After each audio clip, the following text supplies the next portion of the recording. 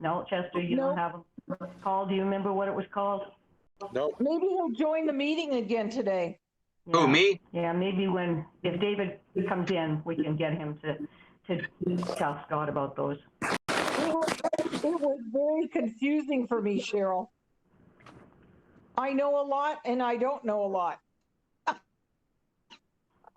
I'm back and I think I'm running as best as I'm going to be able to More than run. you know. Can people hear me okay? Oh, no, you can't. So, Well, I think, David knows a lot, and he does a lot of file management. Maybe it made more sense to you guys, but I switched between iStuff and Windows. I was wondering if Linda got her information moved over to her new computer. the answer is no.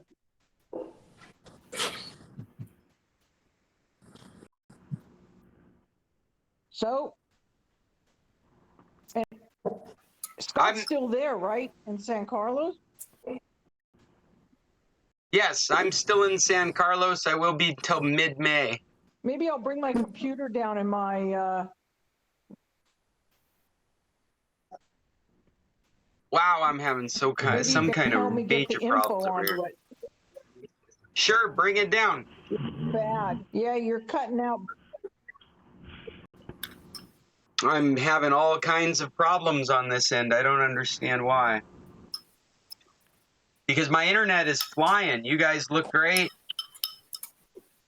Maybe that's the problem. Maybe I'm getting way too much data from you guys.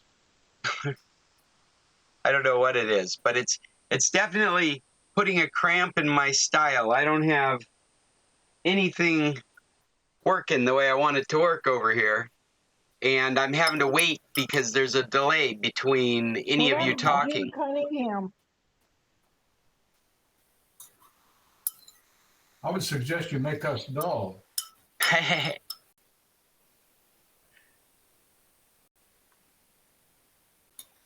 Oh, there, I'll make it all. And let me get this thing off the screen here. And I'm giving you the link to today's document in the in-call messages, if you guys haven't had a chance to take a look at it yet. It's got a couple of topics in it I thought might be interesting for our group.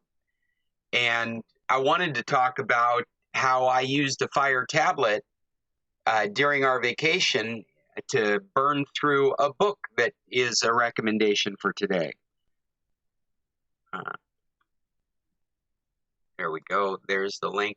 But I'm having such delays. I'm just distracted by my own tech problems over here. I'm seeing something completely new on my end too. I'm trying to send in-call messages. Here, I'll put it on the screen so you can see what I'm seeing. I'm trying to send this link through in-call messaging, and I've got this red indicator saying failed to send, resend or delete. I've hit resend twice now. No, it's still failing. I don't know why I'm having such technical problems on this end. Everything was running great until I connected with you folks.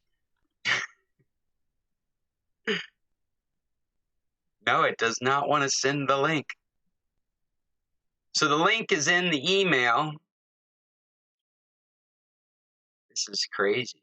Everybody's video just blanked out. Are you still receiving my audio?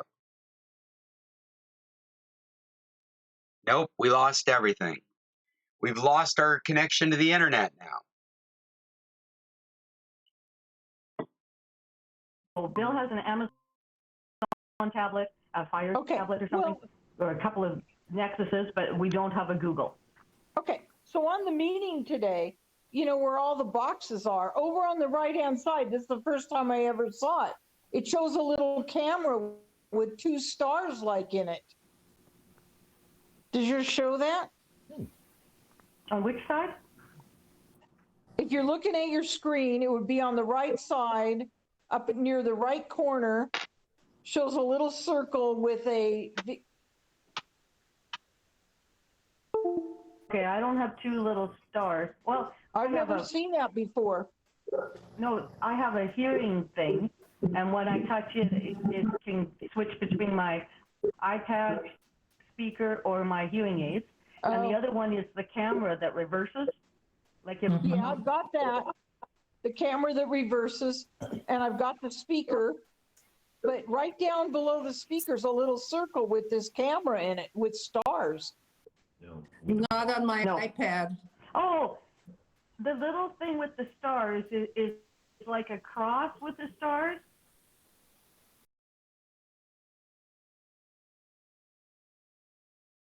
That's by my If you- picture.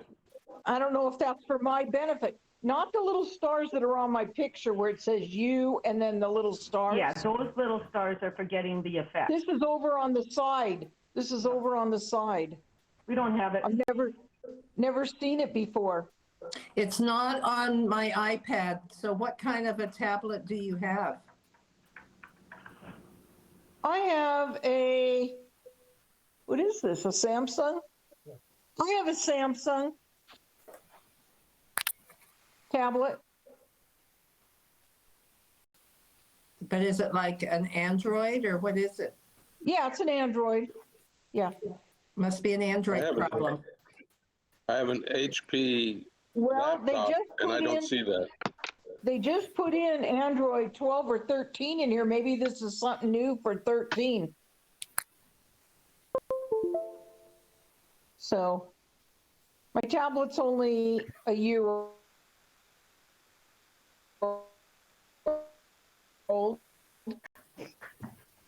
I will not be on the call next week because I will be driving from Santa Fe to Colorado Springs if all goes as planned. So Okay. next Tuesday. Yeah. Well, we'll Okay. miss you. Dinner in Santa Fe and then leave Tuesday morning to drive back to Colorado. Yeah. So I think my system is stabilized. I think I've figured out a problem with it. Maybe by next week I will have it resolved. But I think I'm ready now, and I'm sorry for the delay. I hear static. You're hearing static from me? Is that? Oh, okay. I don't know. I hear static. Anyone The else only having? microphone that's on is Jim and you. Okay. Well, here, I'll turn my mic off. I don't hear static. Static is gone when Jim muted. Oh, I can't imagine what that is, but I'll mute again. who knows? But good to have you with us, Jim, as well. This is a good group of people. I hope you got the document. We've just been having random conversations that are covering my technical problems on my end, but I think they've balanced a little bit at the moment. I wanted to share with you guys my experience going away for 6 days with nothing more than my cell phone and an Amazon Fire tablet HD, a Fire HD tablet. And it was a good experience using a very basic device. These tablets, you can pick them up for like $50. And I was able to complete an entire book. I would spend hours, like 6 hours, it would be on, and it would drain maybe 20%.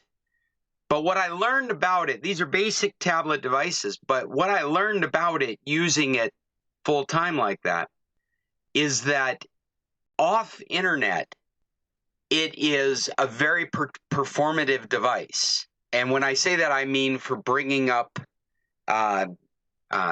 your like Kindle application, reading your book. My daughter used it for reading comic books on the plane. And when we had it offline, pages would pop, graphics would appear, things would run just great. But we noticed that when we would put it on Wi-Fi, then the exact same experience would slow down. And I really got the impression that what was going on was the information about what page we were on and where we were reading was being synchronized with the Amazon services when we were connected to the network. I got that impression because we just weren't doing anything else. And at the very least, it should balance after a while. It should, if it's checking for updates, it should only do that once. If it's verifying security, it should only do that once. So at some point, even an economical device like an Amazon tablet, it's going to reach this base point that you can operate around. But we felt like just being connected to Wi-Fi slowed down using the e-reader and reading comic books and things of that nature. And by turning off the Wi-Fi, it was flipping pages in a book. It was so easy to use. And so my advice for the Amazon Fire tablet is, if you're feeling the same thing I am, well, you're reading a book that you've already downloaded into the device. So just turn off the Wi-Fi, and you won't have those annoying nuances, those lags in the device. And I'm not saying it was really laggy. I just noticed a performative difference between having it connected and having it disconnected from Wi-Fi. And when you use it in that form, I'm going to continue to use it. I'm going to travel with it from now on.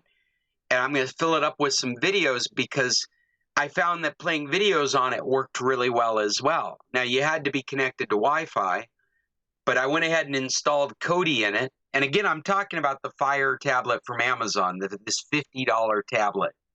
I was able to install Kodi in it, set up the plugin, the Crew plugin on it, and start watching movies without any real effort.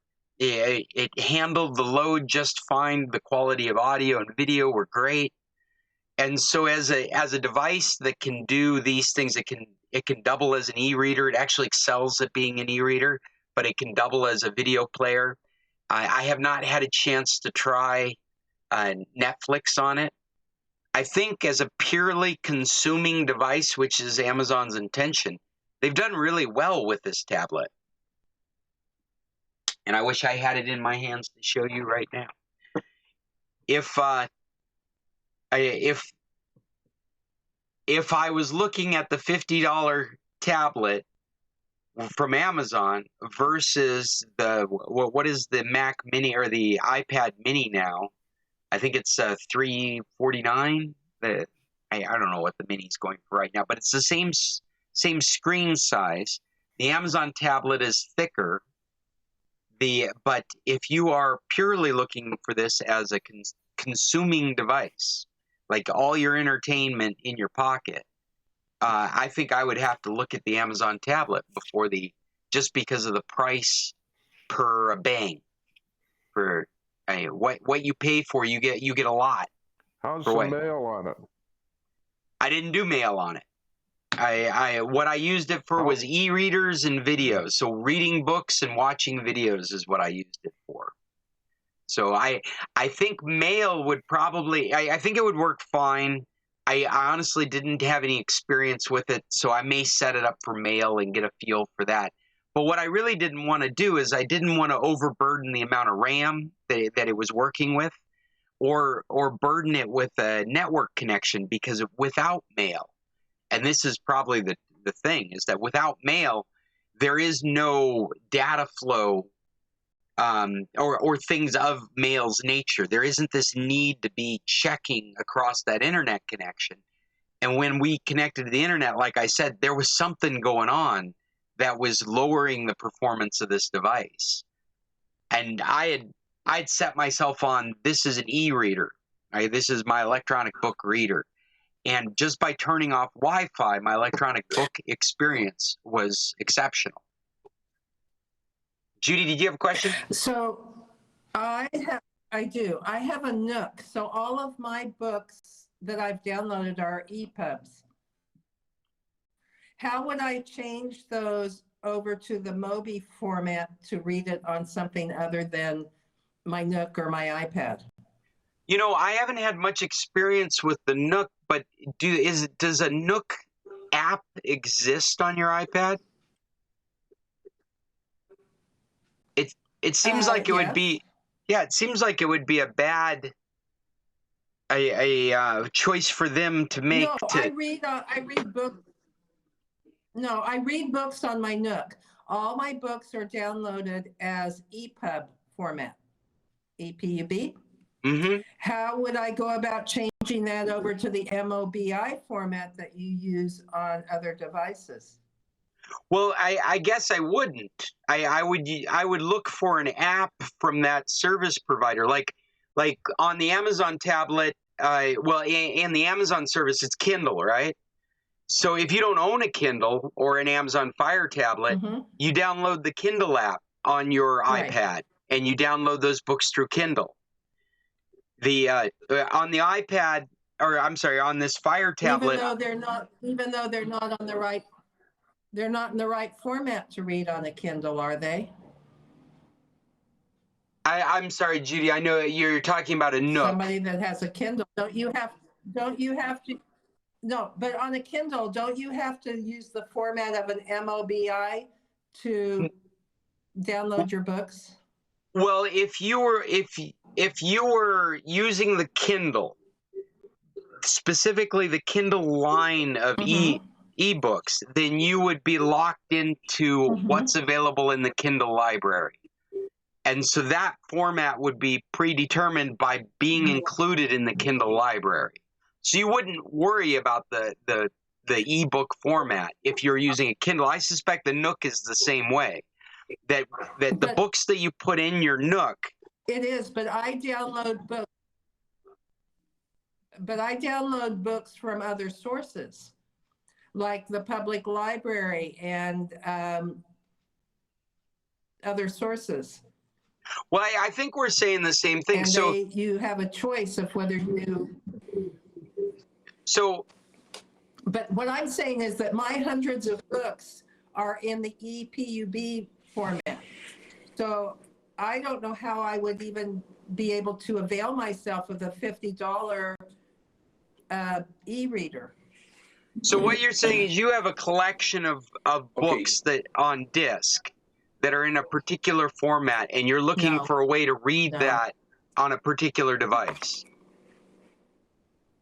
If I were to change devices from my Nook to the one that you're recommending, and they are downloaded on my MacBook and on my iPad in a file folder that says book. Okay. And they are all EPUB format. But are all these books purchased through Nook service? Is that, I mean, you should have them in your Nook library, right? Okay, so what you have is a collection They are not purchased through anyone. So what you have is a collection of ebooks in a particular format, and you want to read them on a particular device. I would like to be able to change devices because my Nook is getting ready to conk out, and they are pretty pricey. They're not $50. Okay, Scott. Yes. Are you there? I'm here. Can you hear me okay? I use, and yeah, anytime I want to do a conversion on an e-book type, I use Calibri. Calibri will convert from one format to the other almost seamlessly. That's a good recommendation. I haven't heard that name in a long time, but yeah. Oh, it works. It works excellent. Thank you. Judy. Managing your books. Judy. Yes, Linda. Well, that's what we use on Roy's thing, Calibri. I know. And that's so and you have a choice on there to EPUB. I understand that, but all my books are EPUB, and if I would buy this new device that Scott is recommending for $50, none of my books would be readable. So sure they would. Yeah, sure that's what I was. Just download that program, and then you can convert them. Right. Either one.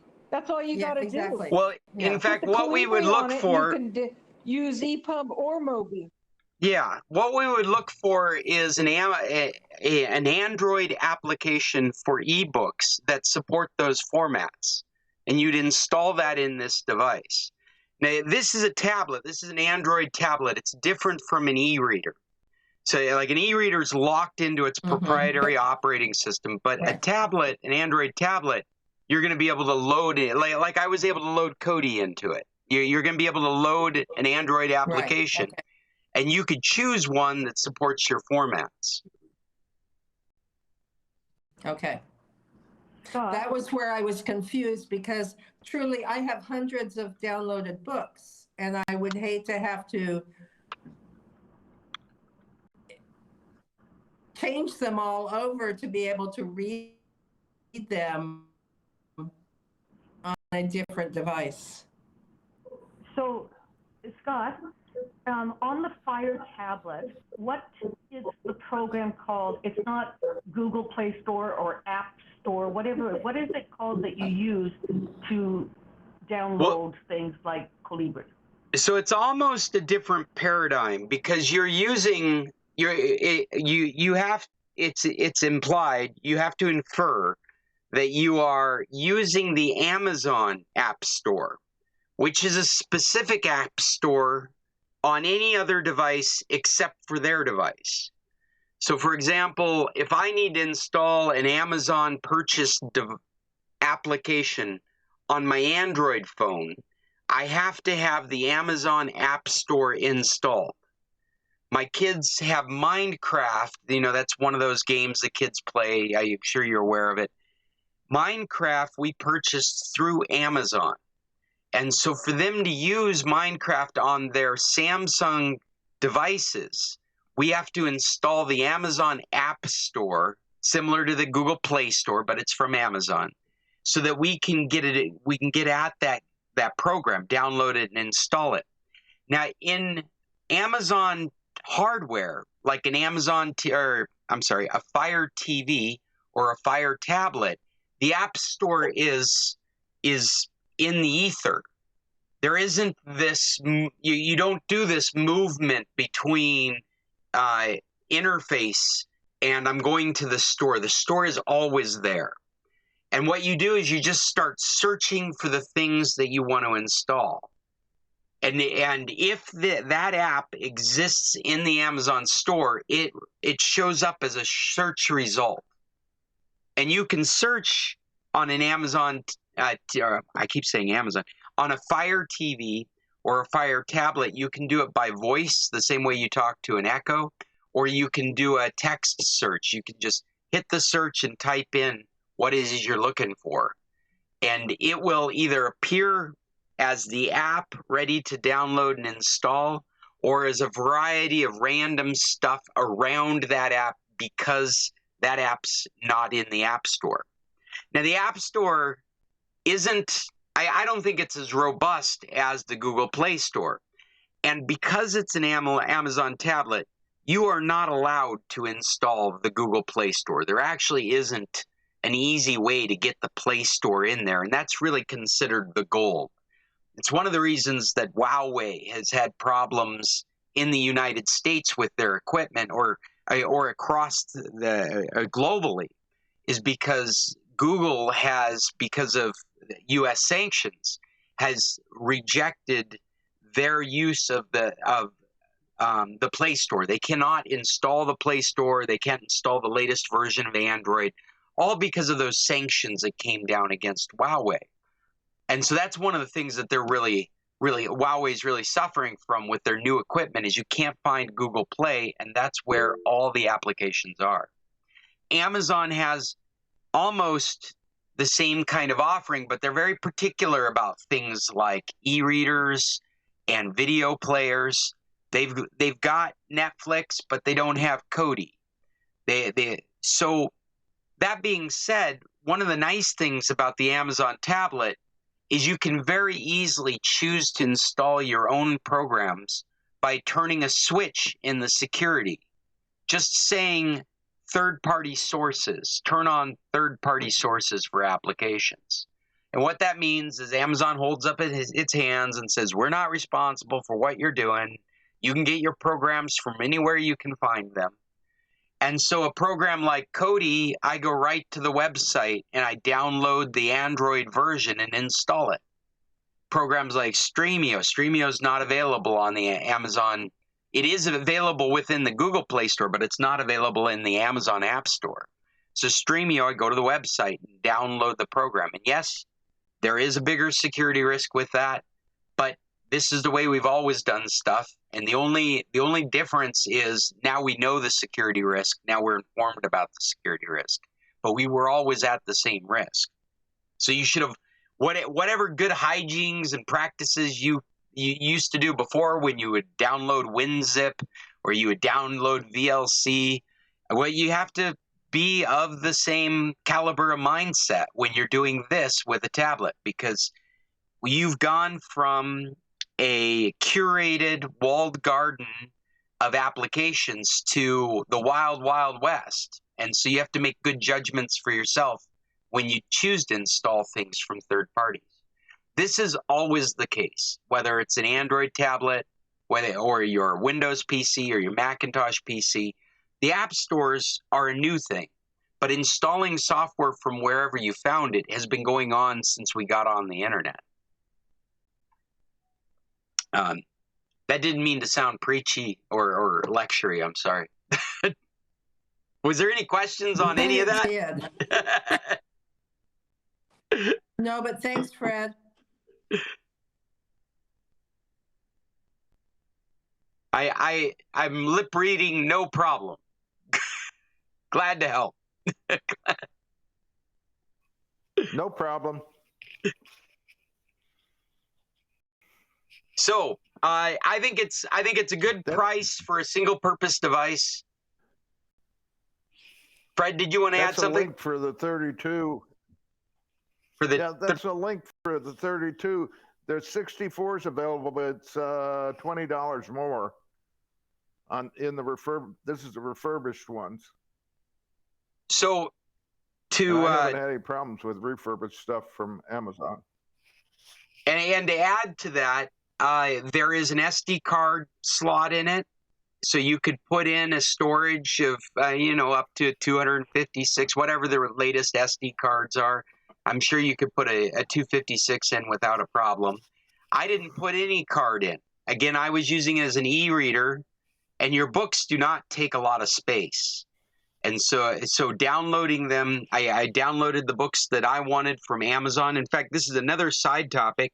Amazon Prime has Prime Reading, and there's a whole collection. There's over 2,000 books available to you to download as part of your Prime account. So I also am a comic book collector. I've got a number of I like to buy Marvel comics, and when you buy Marvel comics, they give you a download code for an electronic comic book, an e-comic. And that's part of your Marvel account. You don't pay a subscription fee to have duplicates of your physical comics in the cloud with your Marvel account. And so I was able to install that app on it, and I was able to download all those comics to it. And again, comics and books, specifically books of text, just do not take up a lot of space. I didn't need an SD card to do any of that. And then later when I installed Kodi and I was using it for streaming videos, well, there was plenty of space in the 32 gigabyte version for that application to exist and be very performative while I was online streaming video. I think the next thing I would have done is put Streamio on it, and then I would be wrecked because I'd just be watching crap on TV instead of reading books. But you get my point, I'm sure.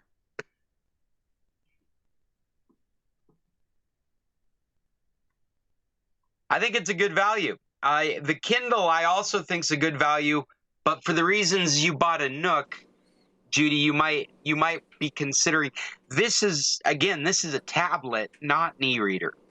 One of the things that's beautiful about the Kindle e-readers are your ability to use them, and I think the Nook as well. You're able to use them in direct sunlight. The latest Kindles are waterproof, and their batteries last 30 days. And so that's a whole different kind of product.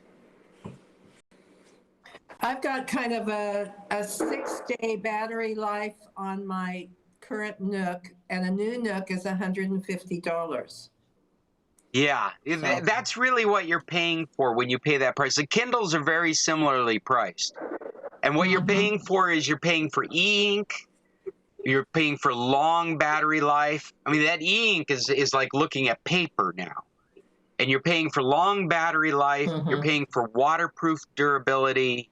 You're paying for a paperback size, smaller than a paperback size. I like the glow light. Yeah, the glow light, the backlight that comes with it when you're in the dark. I also like the glow light. That's very nice. Yeah. So this device, in those aspects, does not compare. The battery life is like a phone. The screen is like a phone. It's a tablet. But I was very happy with how pleasant it was to use the screen for reading. Whereas my phone, I don't appreciate using that for reading. I had no problems using this. Slightly bigger than my phone. They have worked really hard with their Kindle app that's embedded in the Amazon interface to make that look as close to paper as possible. And then it had some really neat features in it that I meant to mention. They had this thing, Word Run, which was great. What you would do is you'd turn it on, and it would show you a section in the text where you would begin and count you down, and then start showing you word by word in the middle of the screen, like reading the word to you onto the screen. So, let's see, the Amazon Kindle app, Mobi files would just come up. It would just, and then at the bottom it had a slider where you were able to dial in the appropriate speed for your reading ability.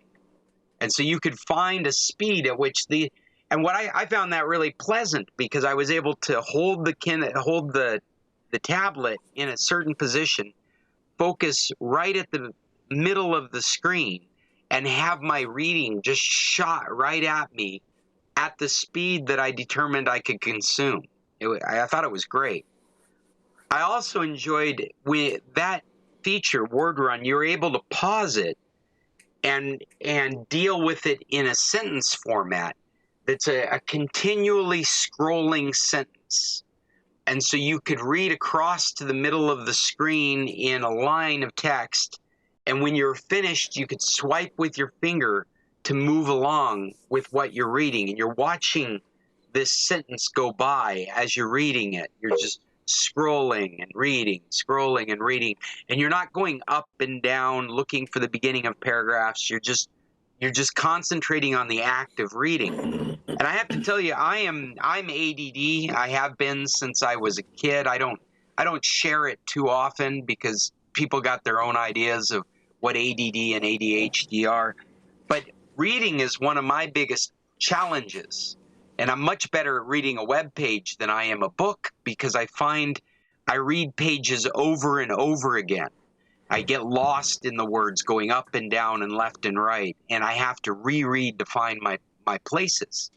And so a feature like that was just exceptionally helpful. I found myself just doing this as I'm reading the book, picking a variety of different speed, being able to dial back in the reading, and finding the words was just so much easier using that kind of application. I don't know if that's helpful information for anybody, but I found it very helpful for me. Okay, Scott. Yes, Bill. Are we ready for a new topic? Sure, okay. let's do a new topic. We have a Are you saying something? We have an Icloud family account.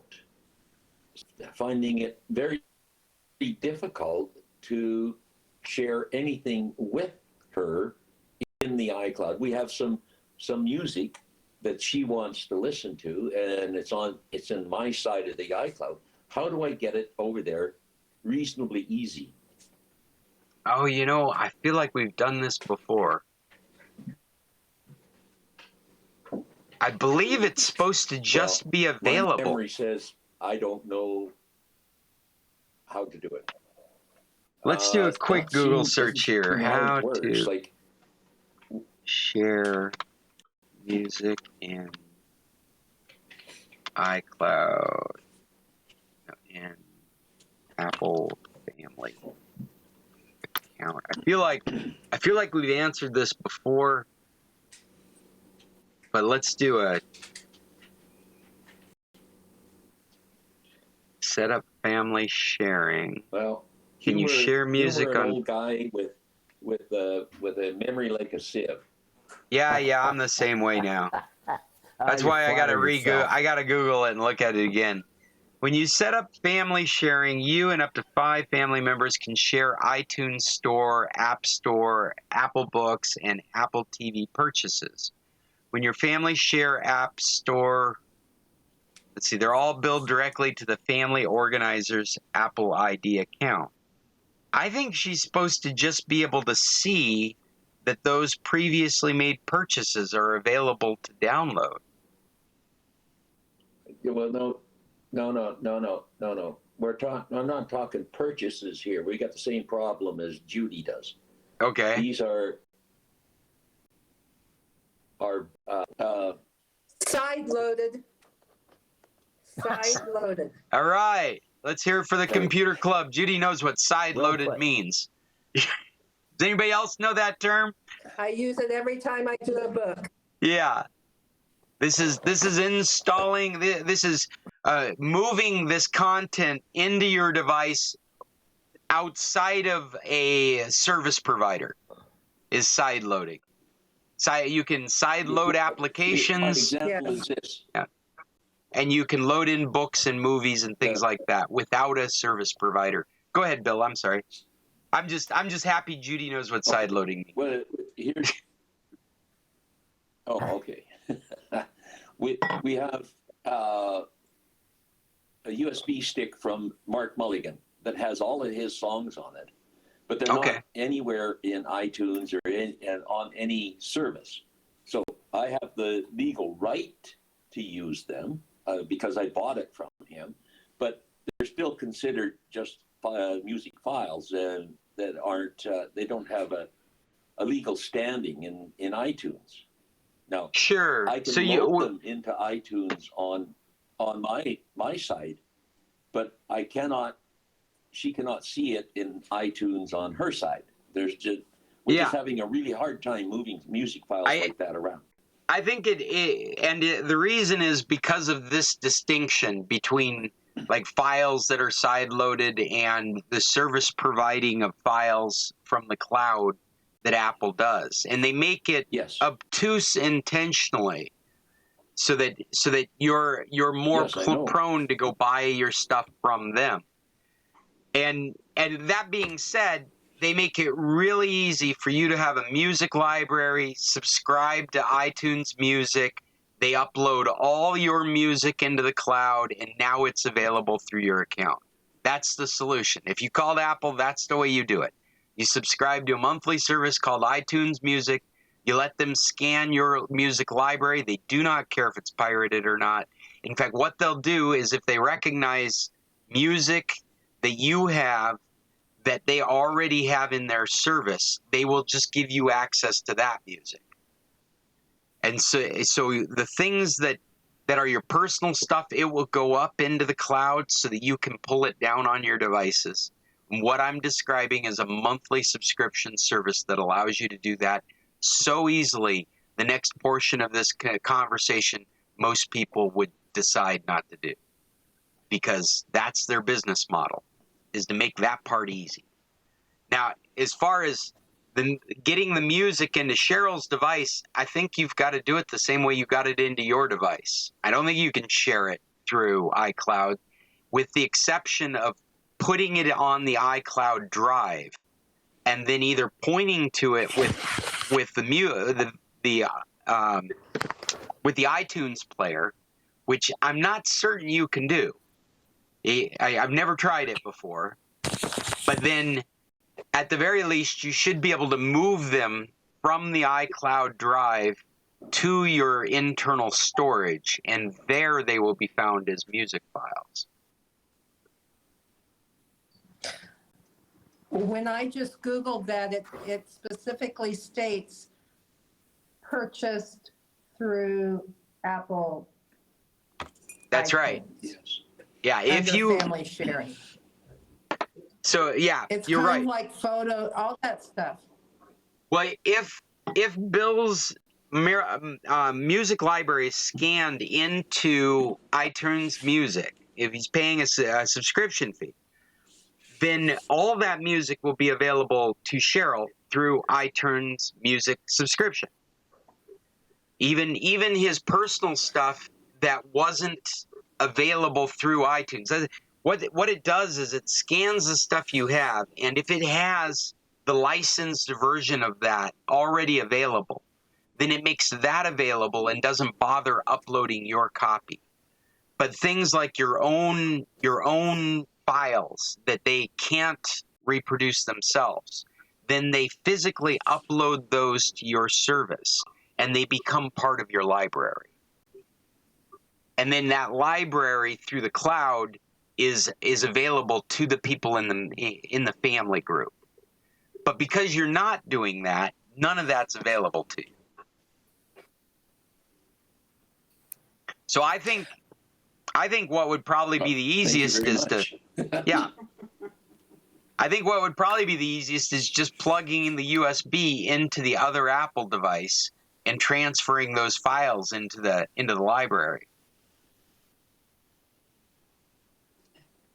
Because the Apple devices now support USB drives. USB into an Apple device. Yeah, you need one of those. How do we get the USB plugged into the iPad? There is a converter that you'll need. I have a. Judy might have one to visualize. It's separate.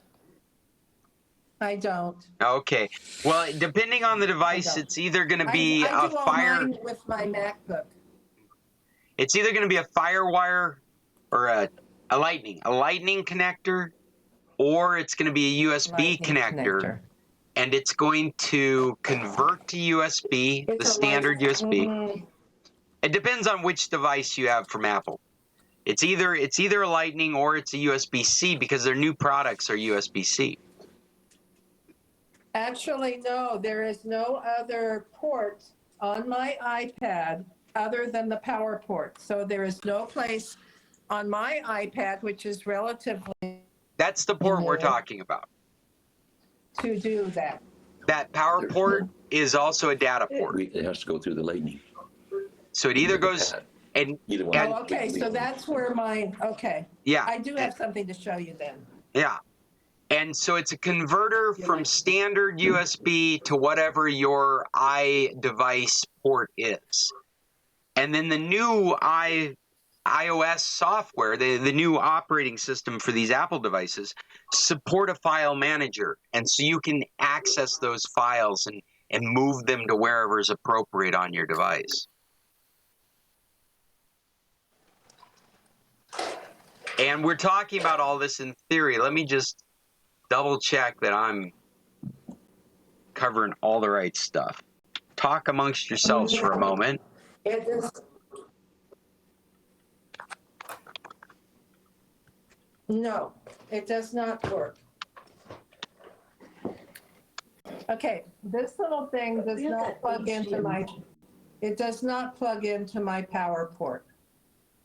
Your power port, is it does a? Not plug in. I don't know what that is, Judy. What's the other end of it? Let me get you full screen here so we can see it. This is what I use to make from my other iPad. It does not work on my current iPad. Okay, so you've probably got two different power ports. Your current iPad versus your old iPad are probably two different styles. There we go. That's what we're looking for. So that looks like it must be I can't see both ends. This is the new one. Yeah, I can't see the other one. These are the ends that plug into the. Move a little to your left with that. There we go. Okay, so what you're holding there in front of the camera, that's the USB-C connector. That's the new connector that you're finding on the new devices. And this one that you're holding up must be a FireWire. Is that right? Yeah. It's old, but Oh, no, that's I used to be able to use it, but I can't anymore. actually what you're showing us right now is an Ethernet adapter, not a Right, USB. but I would plug this in to the other thing that I've got, which I can't find because everything is packed, so Okay, I well, don't know where it is. what it But comes anyway, I have down a to little is the dongle. things that used to stop you from doing this was that the iPads and iPhones would not allow you to connect USB devices to them. And they would not allow you to transfer Right. to them. So you had a physical constraint and you had a software constraint. Both of those have been lifted in the latest devices. So now, Oh, and does that plug into your power? that's Look what at the Fran. power Does port that is. plug into your power? Yeah, the power port is the data port. Okay. They're the same thing. And you can actually, if you're Can I going to see both sides, maintain a Fran? connection for a USB device, you can get an adapter Okay. that will both double as a USB connector and a power, so you can keep it plugged Show into it from the power side, Fred. while you're using the USB device. Now, the other way, if you can't do it Okay. through a Thank USB you. connector like we're talking about, then you could do it through iTunes. You could put your library of music in iTunes and then physically connect well, actually, you only have to physically connect your iDevice to iTunes once, and you can flip it on for Wi-Fi sync. And Wi-Fi sync means you don't have to use a cable anymore. You just stay connected in the same Wi-Fi network. And if you've got it syncing music from your library on your computer, then anything that you have in that library can be synced over to your iDevice, your iPhone, your iPad, your iPod. I'm just looking right now to see about transferring music from a flash drive to iPad. And it looks like there is a way to do it. Somebody's got instructions on the internet how to do it. So you could take that, the well thought out USB. So Wi-Fi sync? You could take this and you could connect it into your iPad and you can transfer the music over. It would just be a matter of following instructions to do it. Yes, Cheryl, on iTunes, not a lot of iDevices use iTunes any longer. But iTunes can be a nice complement to your iDevice. And if you put iTunes on your computer and you let it have access to your music library, the physical files that you have on your computer, then you can transfer all that over to your iDevice using iTunes. You just synchronize it over. And what I was saying about wireless sync is a feature that you have to connect a cable. You have to connect a cable between your computer and your iDevice at least once. But it's a check mark option on the profile of your device, where you go to the page and it tells you what version device you have, what's the name, what's it called, what its serial number is, how much capacity it has. On that page, it has a couple of options you can check, and one is Wi-Fi sync. And the way Wi-Fi sync works with iTunes is that it's a file share server in your network. So as long as your device and your computer are in the same Wi-Fi network, your device needs to be plugged into power because Wi-Fi sync will suck the battery and so won't allow it to sync without a power cable. But as soon as you've got power on your iPhone, your computer is in the same Wi-Fi network, and iTunes is running, it will it'll find your device and it will bring it up to date. It will add any files that are supposed to be on it.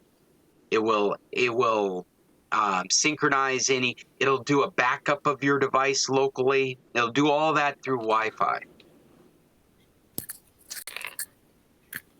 Is there any? Has anybody noticed that we're well over an hour?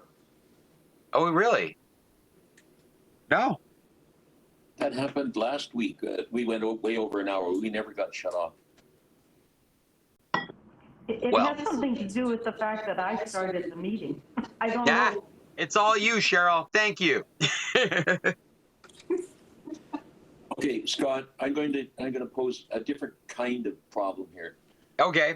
Let's disregard music and licensing. Okay. Always. For instance, I have photos on my iCloud that Cheryl can't see. How do I get it so she can see all the family photos in her iCloud? How can we connect them rather than iTunes? Now, I think in this respect, you would have to use the features in Apple Photos to share those photos. So they would come in as shared photos to Cheryl. It wouldn't, Cheryl's account would have its own, it has its own separate inventory of photos. And it would include any photos that were shared through the Apple account.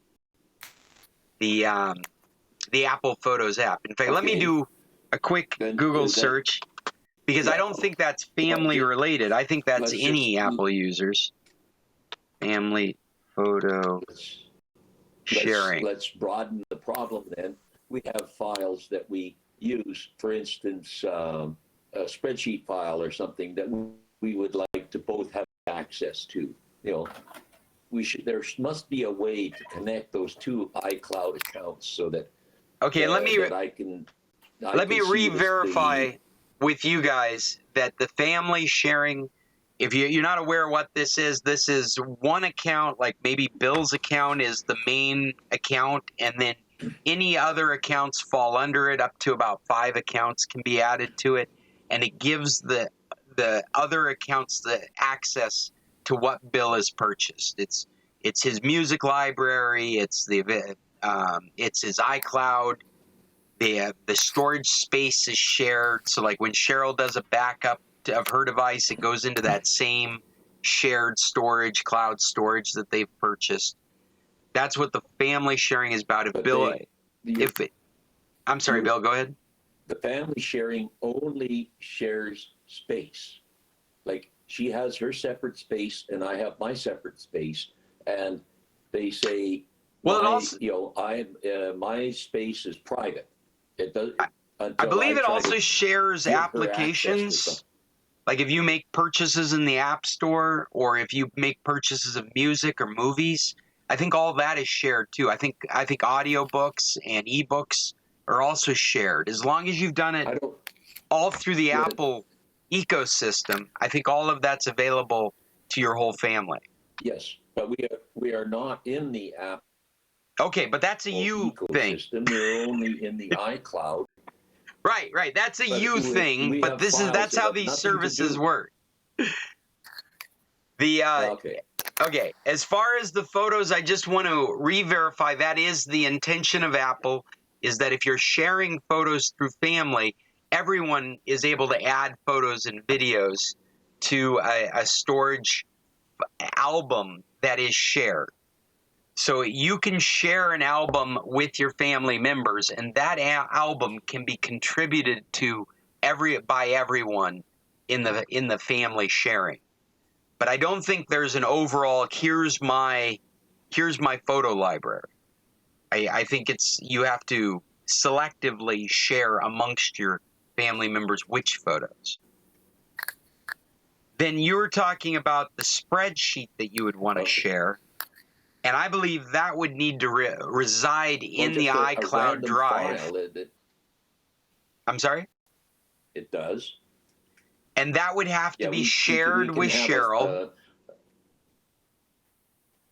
And the only distinction in family sharing is, like you said, it's space. And so that file would reside in the family sharing space that you two share. So she could make changes to it, you could make changes to it, but it would be accumulating space in that share, in that space that you purchased that you're sharing with your members. So her space wouldn't accumulate because it's not saved in her iCloud account. It's in the family share iCloud account. Yeah. Does that make sense? Yeah, but I can't see it. Okay. But you should be able to see it. We'll have to play with it. It needs to be shared with Cheryl. Further problems. What you're looking for is being able to Jim, your share. speaker's live. Say that again, Chester?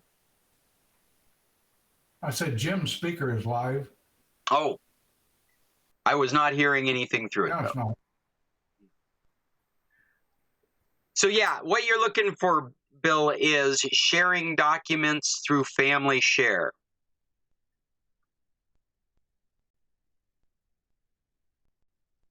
Because it should be as simple, and I don't think you need to be a family member to do this. It should be as simple as putting a folder out there with files in it to share, and then sharing it with Cheryl's account.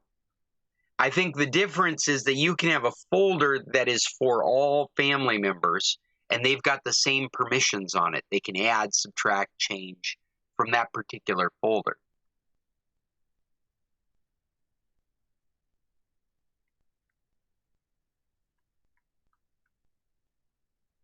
I hope that helps. Well, you guys know I'm going to Alaska. We'll be out of here the middle of May, maybe even a little earlier. I was talking with a friend that likes to use me for computer work in Arizona, and I think I'm getting talked into showing up in Arizona a few days early before taking off to Alaska to do some work at their organization. But we will return October, and we're going to try and do in-person meetings as long as the world doesn't blow up in our faces while the summer goes on. And I just want to take a moment to mention that. You can find our protocols for in-person meetings. I don't think we will change them, though the mask situation is kind of interesting. As I was traveling, we had an on and off again mask kind of situation down south. We were in Zacatecas, and it seemed everyone was in masks, tourists, people walking in the streets, locals, the service providers. It was just the thing. Masks everywhere. Masks on the planes that we took, masks on the tour buses we were on. Then we hit Morelia, and it seemed like it was kind of up in the air. It was definitely more masking than you would see in a state like Alaska or Arizona. I would have to say it was probably 2/3 masking. It seemed like you would find just random masks in any given situation. I think until we have something definite from the Mexican government, because this is what they haven't done, is they haven't set a date for when they're taking away the masks. We're all still under mask mandates in this country, and I think it's simply because it's just easier than setting rules about it. I wouldn't be surprised, this is my own speculation, but I wouldn't be surprised if in Mexico we're going to be continuing to use masks at least until the end of the year, because that's kind of the way they like to make decisions. It's just like, oh, we'll just keep the mandates in place until the year change is over, and then we'll lift them if everything seems fine. And so I think we'll see that in Mexico, and we'll continue to do that in October if that's the case. So those are all listed on this document. It's also, I list them every week on the podcast that I produce. I didn't produce a podcast last week because I wasn't in a position to record us. And so I really thank Cheryl for being the mediator. It made me think that maybe at some point we should be thinking about going back to a service like Zoom, where it would have been really easy for Cheryl to just hit a record button and keep that recording for me so that I could make it a podcast.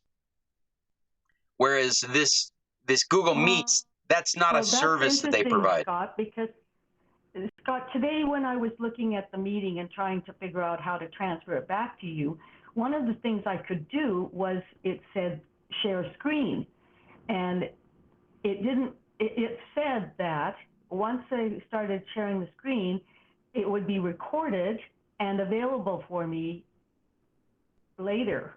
Yeah. So it was an interesting thing. Like, it was before I had even opened the meeting or started the meeting. There was a share screen thing underneath the join. Well, and you can imagine that the reason is for things like presentations. Like, we're gathering. The gathering isn't something that is covered by the recording, but then the presentation, like sharing a screen, they do have a recording function for that. Zoom just has an overall, everything on the screen is recorded, that you can just press a button and just start recording. So you got the audio, you got the video, you got the presentations that people are making. And so a feature like that would be nice to have in occasions like this, where I could just hand it all over to somebody and not worry about whether there was a recording that was available. I don't know if you've had a chance to look down the story list. I brought 3 different articles with me today. One of them is fresh from today's tweeting and trying to scorch the earth. My bag was lost on Valeris. I'm still trying to track it down. We filed a lost bag report when we got to Hermosillo. It was a direct flight from Mexico City. It literally just did not get put on the plane. And the report, they gave us a copy of it. And on the report, it says you need to wait 24 hours and someone will contact you by email or by telephone, which they have all that information. And today we hadn't heard anything, so we called their corporate number to find out that nobody has put any of that information in the computer. Nobody knows that my bag is lost. It's all just on a piece of paper, and probably a piece of paper in the Hermosillo airport. And I waited a day to find that out. So I'm 24 hours behind trying to find my luggage. Well, I lost my shit. I went on Twitter this morning and I just started posting all the information I've got, asking for help. It took a good hour before, and a bed and breakfast account to mention maybe this is a bad airlines, before I got some feedback from Valeris. And now I'm in process of trying to get some satisfaction with them. But it is another example of using a platform like Twitter to get attention. And that's what this first article is about on this document, is this man. And what a great idea. I didn't even know this was going on. But people are putting Apple ID tags in their luggage. And so you can track your luggage. You can find out where it went. What an awesome idea to utilize the network of Apple devices that are out there to determine where your luggage has gone. And this man, his luggage has gone everywhere but the right place. And he's shaming the airlines into helping him retrieve his bag. His bag is there in London with him, delivered to the wrong address, not his address. And he has no recourse for getting this bag back. And so he's just made a PowerPoint presentation showing the travel of his bag and quotes from the reports that he's made to the airlines where they're telling him they can't do anything to help him. My bag is right there. It's in the middle of London. You can see it on the map. Well, this is getting a lot of attention. Hopefully he gets his bag back. But I thought, what an ingenious idea. What a really good reason to use Apple AirTags. Yeah, they got bad batteries. Batteries, what are they good for? 30 days, maybe 60 days. They run out real quick in the grand scheme of things. But if you purchase these devices specifically for something like this, it makes a lot of sense. I'm going to get on a plane, make sure my AirTags have brand new batteries in them, stick them in my luggage, stick them in my carry-on. Now I'm able to find those no matter where they go, and I can show them to law enforcement. I can show it to authorities like the airlines. I can say, hey, look, it's in Brazil for some reason. We once lost a Rottweiler on our way down to Phoenix. My buddy and I were supposed to be delivering it to our other buddy. And we showed up and the dog didn't.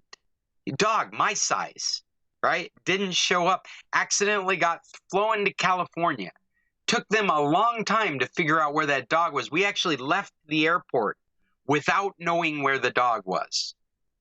And then we find out it's in California in summer, a Rottweiler. They're like, don't worry, we'll let it out. We'll feed it. We'll walk it. I'm like, it's a Rottweiler. Nobody's going to do that. I'm just saying AirTags, I could have just showed them. You sent it to California, now get it back. Anyway, that was years ago. And this article is really interesting. And it is made up of a series of tweets that he's made with these PowerPoint presentations. And he states openly, I have no recourses to get my bag back than to name and shame this organization for their poor job of keeping track of my items. When I was reporting my bag loss in Hermosillo Sunday night, I was informed of both how I would be contacted and what to do when they couldn't find the bag. What kind of insurance I was entitled to, which did not fill me with much confidence that my bag was ever going to be brought back to me. When in the same breath as this is what we're going to do, they're telling me this is what we're going to do if we can't do that. So that's Volaris Air. Let me say, if you want to travel cheap in Mexico, go on Volaris Air, but don't check your luggage.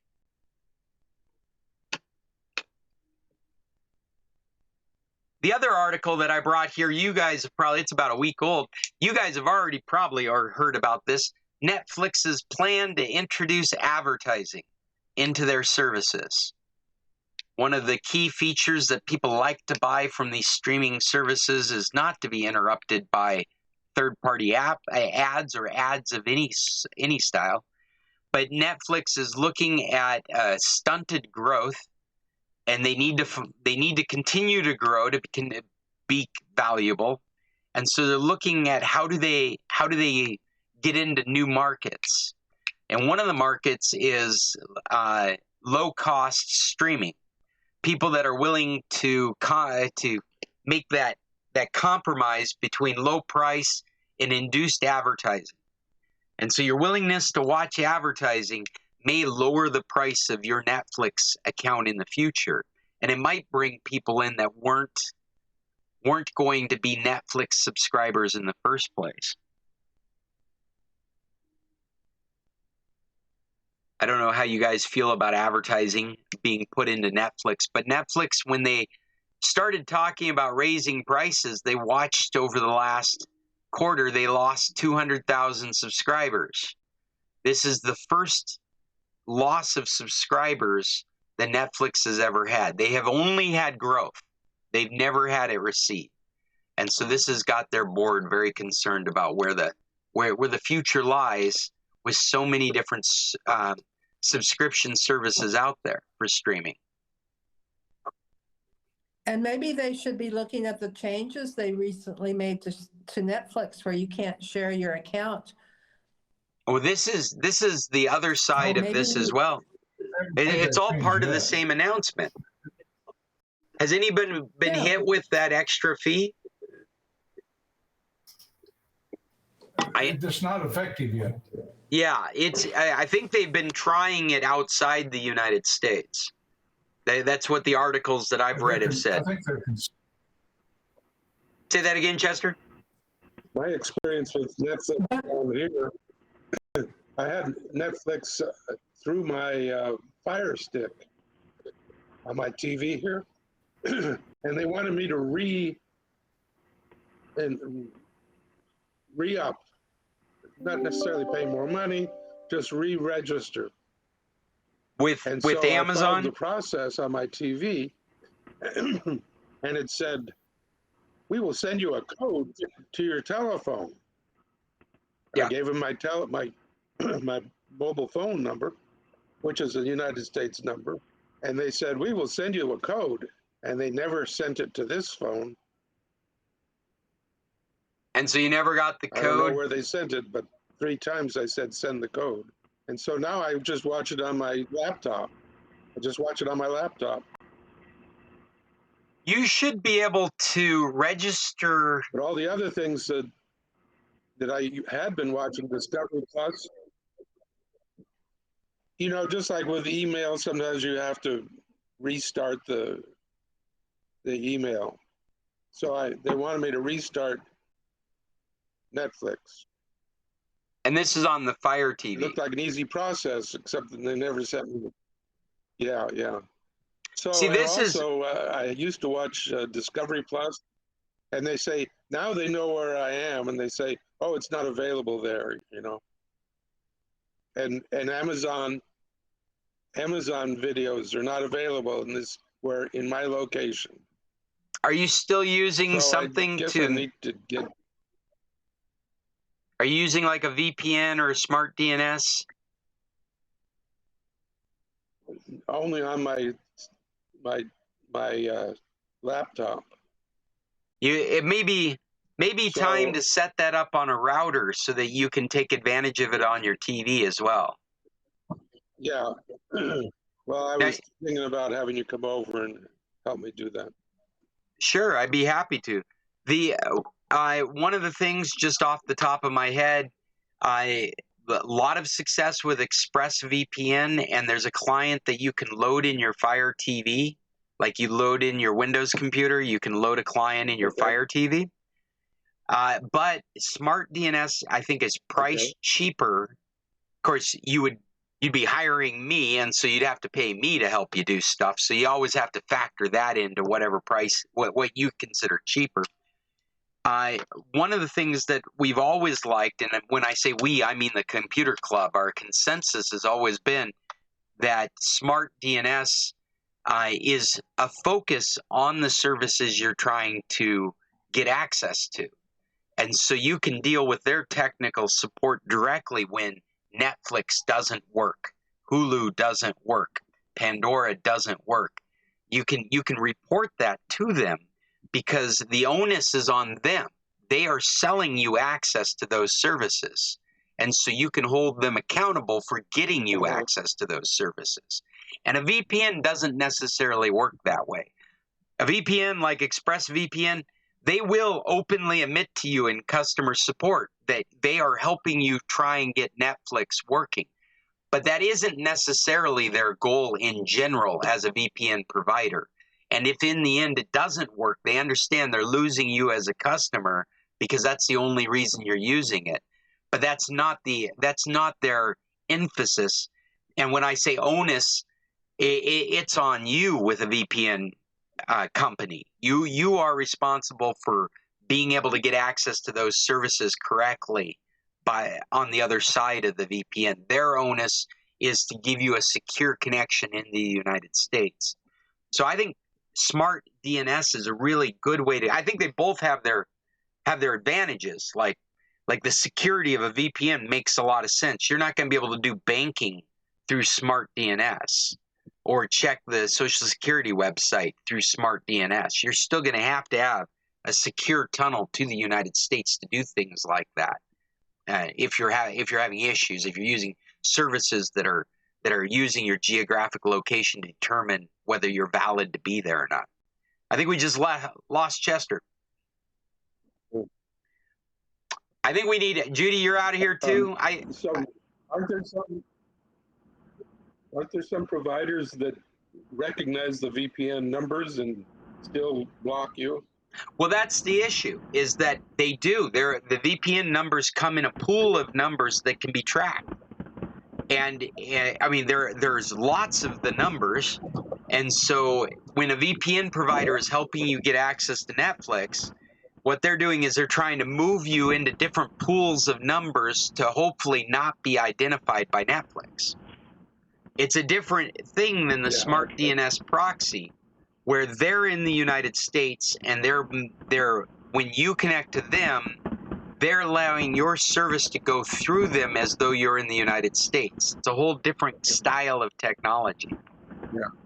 And so I like that Smart DNS. Back to the Netflix. Scott, you were saying about Netflix and different fee structure and stuff. We got the notice that there was going to be an increase in the price and everything. And then we also got an option to stream only on one device at the same time. So that did away with the extra fee. Our login to Netflix. Still, people still have the login information, but if I'm watching a show on Netflix, nobody else can. So that's one way we limited the cost. I just did a search. I came with a list that I was going to ask you guys, does anybody know where I can watch these? And I remembered our Just Watch. So I just checked, and of the 4 of them, 1 of them is available on Netflix only. All of the other ones I can get Hulu, Disney Plus, Apple TV, all these other providers are out there. Yes. And people are paying for subscriptions to them. So Netflix got competition. Oh, it's got big competition now with HBO Max, with Disney Plus. I've been listening to tech journalists talking about the subscriptions that they suspend, and Netflix is a very quick subscription to suspend. And I think what we're going to see from people that are doing legit, I think we're seeing a rise in piracy again because of all these streaming services siloing up all their content. So we're seeing a lot more of like Kodi use and Streamio use, things like that, BitTorrent in general. But then we're also gonna see people approaching streaming differently, where you're gonna sign up for a month and you're gonna consume all those things that that are on that service for that 1 month. Then you're gonna shut it off because you're not gonna use it anymore until they've got stuff you want to see on it again. And so we're gonna have this. Instead of going to the movies to see the one movie that night, you're going to go to Netflix for the next 30 days and consume the movies you want to see and then shut it off. And they're in a race to continually have stuff that you want to see so you move forward into the next month watching content. Disney's dealing with that right now, and they're doing a fairly decent job. They're very... They're very quick to, announce coming up in Netflix. Facebook is full of the month of April, the month of May, top things to watch. I think every single day I see something from Netflix saying this is what's on there. Speaking of which, I'm looking for Summer of Soul. This is an event that I never knew happened. But I guess in 1969, at the same time that Woodstock was going on, there was in Harlem a music festival. And they've taken all of the footage. This one guy is very interested in it, and he's taken the footage and he made a documentary. It says it's on Disney Plus, so I'll be looking for it. The man you're talking about was Questlove. Oh, Jim, you're familiar with it. Have you seen a new documentary, Jim? Delivered at the instant that Will Smith slapped Chris Rock. So it's indelibly imprinted. Awesome. I see it here. Summer of Soul. It's a fabulous documentary. I have not yet seen it. Summer of Soul 2021 documentary. That was the show what? The 1969 Harlem Cultural Festival.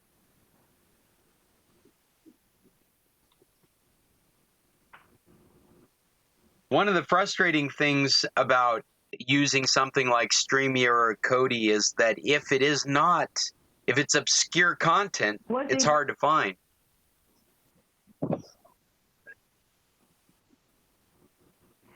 I'm just doing a Just Watch search while we're talking. I did watch Coda on Streamio. Oh, we watched Coda as well. That was a great movie. That's an easy recommendation.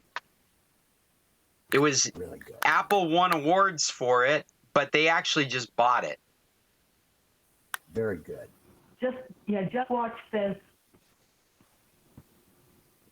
Coda. It was excellent. It was exceptional. Very funny. About a hearing girl growing up in a deaf family, and they're all fishermen, and just the different trials and tribulations that they go through. It was a beautiful film, actually. And it was an independently produced and financed movie, and it won awards. And so Apple bought it and then spent $10 million promoting it for the Oscars. So I don't even think the movie was made for $10 million, but Apple spent $10 million for an Oscar. running out of time. I want to get my book recommendation in just because we have so few book recommendations at times. I read Cyberstorm, and I know, Jim, if you have not read this book, this is a book for you. Fred, if you're still with us, I bet you would enjoy it. Cyberstorm, and I think I got it for free through my Amazon Prime account. It's an awesome book. It is in the day and age of now. It's an awesome book for the computer club because what it talks about are many of the things we talk about. It talks about the social networks and the technology that we have now, and things like Ubers and on-time delivery, and how hackers were able to bring down sections of the network in a perfect storm, where there's a snowstorm hitting the East Coast, hitting New York, at the same time as there is a military issue happening between China and the United States, at the same time as 3 hacking groups have decided, like Anonymous has decided, to teach UPS and FedEx a lesson by bringing down their logistics network. At the same time, what do you call them? National hackers from foreign entities have decided to infiltrate and bring down power stations and water stations in the United States. So it's called Cyberstorm. It is a perfect storm of cyber attacks and physical weather that happen at the same time that bring New York and the East Coast to a standstill. And it is written over a 60-day period where you watch as things fall apart for New Yorkers. They lose contact with the outside. They're driven to some of the darkest places in less than 3 months. It is a book throughout our trip I could not put down. Every next word I needed to read to find out what was going to happen next. It is a hacker thriller that brings the problems of the cyber sphere into the real world. I highly recommend it for you sci-fi fans out there. And thank you, Fred, for posting it already. Yeah. Oh, Fred, you've got a link to it there? Awesome.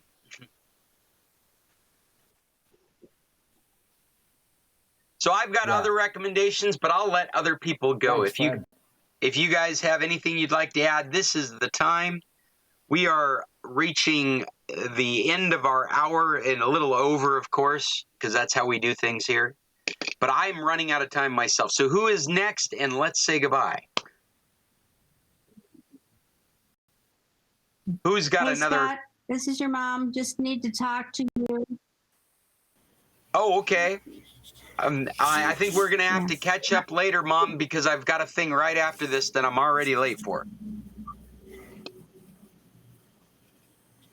Okay, well, check today for sure. Okay. Anything else? Cyberstorm is a series. I put the link up for the series. Yeah, I'm thinking about getting into the next book of it. Scott? Yeah, the Cyberstorm is a series of 3, and I put the link up for the series. Awesome. Thanks, Fred.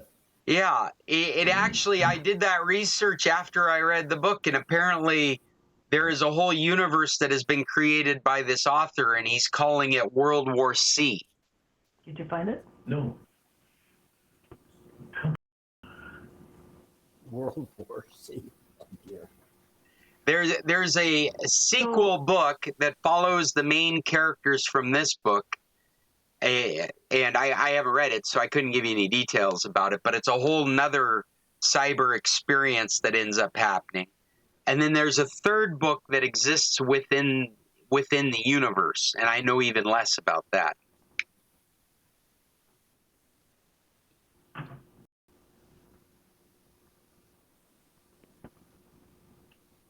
Well, I don't hear any other recommendations coming through, and I apologize to have to race out of here, but I think we need to bring our meeting to a close.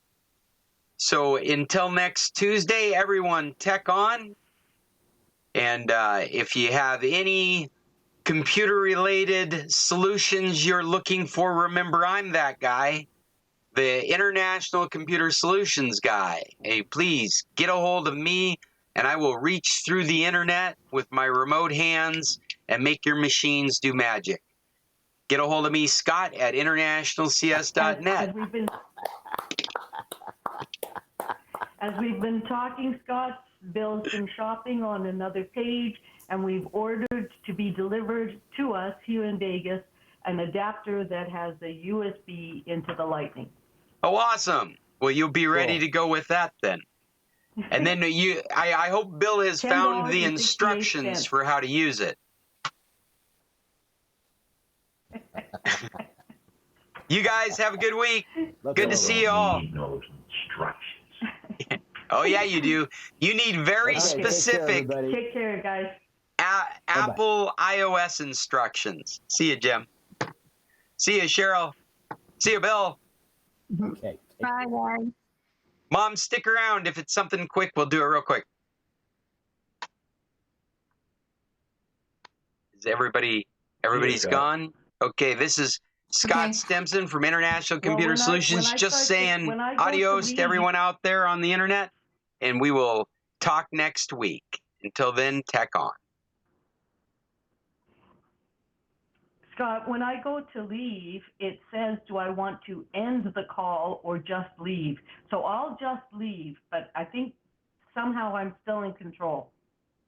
Yeah, I think you are because you started this meeting, and I just realized I never hit the stream button, so nobody out there on the internet saw us today.